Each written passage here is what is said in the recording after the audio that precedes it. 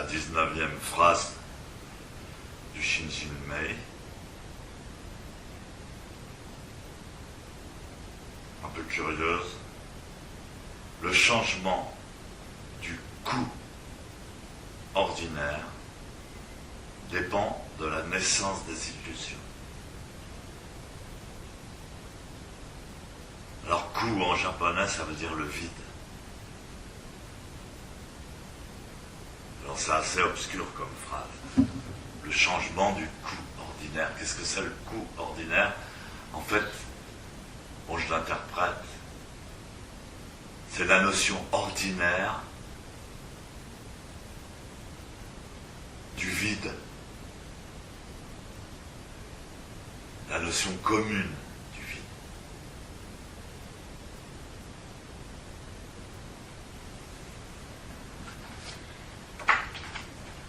Voilà. Je relis la phrase, j'ai choqué.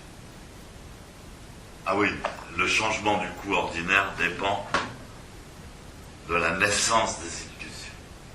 Exactement.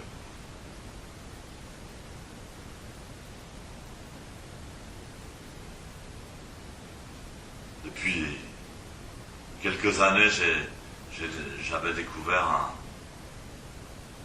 un homme très intéressant, un scientifique très intéressant, qui s'appelle Aramain.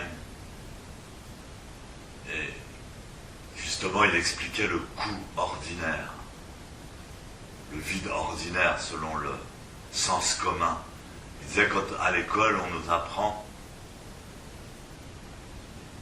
que d'abord il y a le point en géométrie. On nous dit le point n'a pas d'épaisseur. C'est une convention, mais en fait le point n'existe pas. Après le point, il y a la ligne. La ligne est une suite de points. Mais la ligne n'a pas d'épaisseur. C'est une convention, en réalité elle n'existe pas.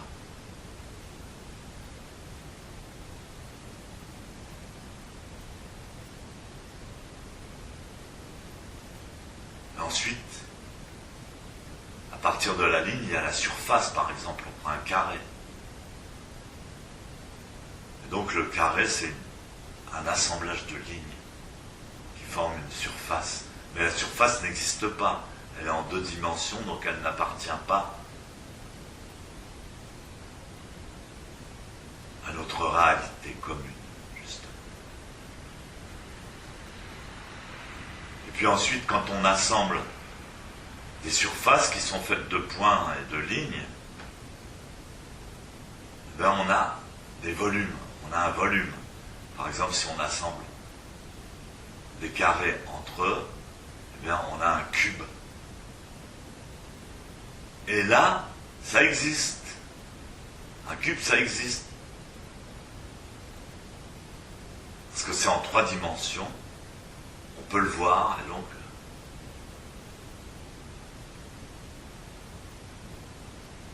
Alors, lui, il est parti de ce principe, il dit, mais c'est complètement illogique.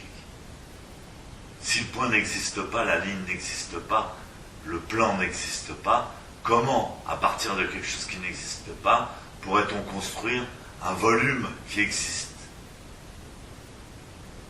Et donc le sens commun de coup, alors moi je l'interprète à ma manière, le sens commun de coup, c'est de penser que le vide, c'est ce qu'il y a entre les objets.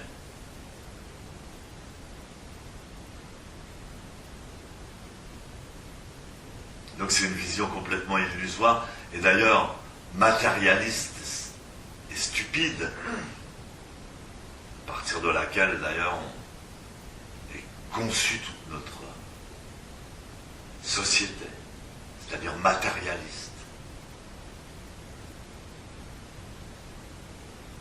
En pensant que tout ce qui n'est pas matière est vide.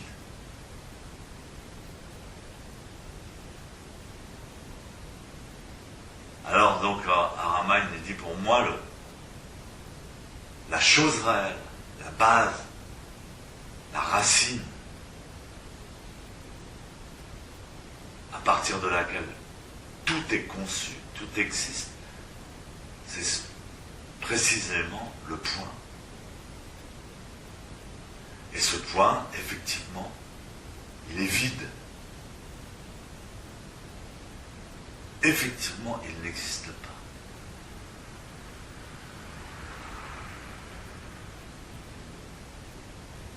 Il n'existe pas, mais sa masse est infinie.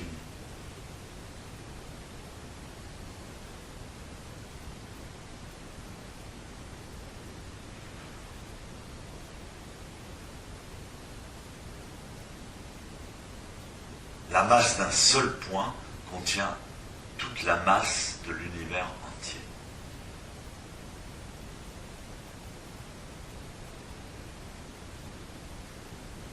Et donc la matière elle-même est vide et coût.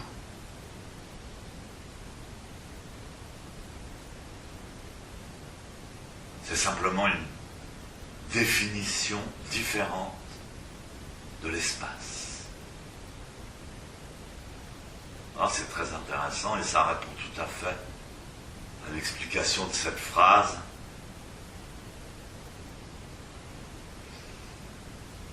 Du Shinjinmei qui a été prononcé il y a 1500 ans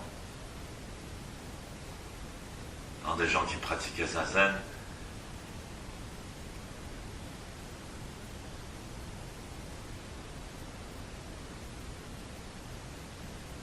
Mon maître disait toujours le Zen n'a pas besoin de mots pour exister. La vérité n'a pas besoin de mots pour exister. Et donc, à travers le Zazen, correctement pratiqué, on touche directement la vérité, la réalité.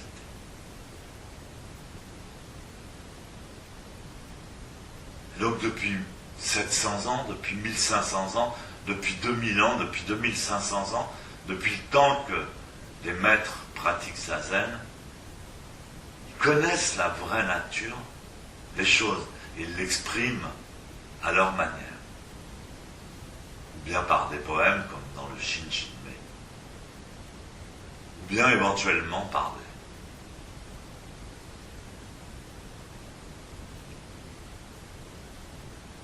des nombres, par les mathématiques, par la géométrie.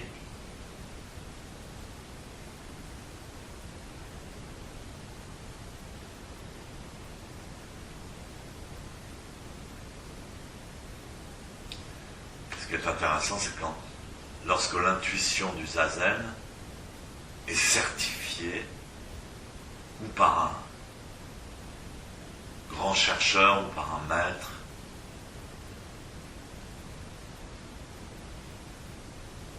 ou par un texte considéré comme saint.